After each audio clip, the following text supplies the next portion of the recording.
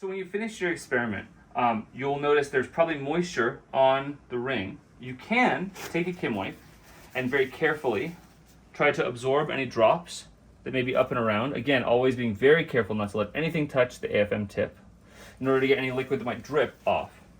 After that, you can grab the silicon seal and pull it a little bit, so you can try to pull it off without affecting the AFM tip. And then, if it has some moisture on it, you want to go ahead and put it in a Kim wipe and pat it off to make sure moisture on both sides may have been absorbed. If any additional moisture is up here, you may also use a Kim wipe to wipe off this area if you see it has gotten past the seal during the experiment. After the liquid is pulled off, you will want to spray it off with 70% ethanol and make sure that that spreads around the surface, and then wipe the ethanol off on another Kim wipe. And this should be fine to be actually put back away, folded in the Kim wipe.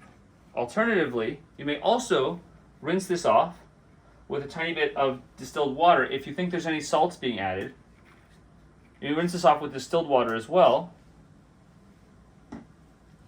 And then again, dry off with a Kim wipe. And leave it folded in a dry Kim wipe.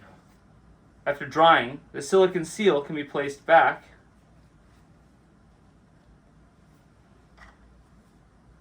into the storage disk for silicon wafers.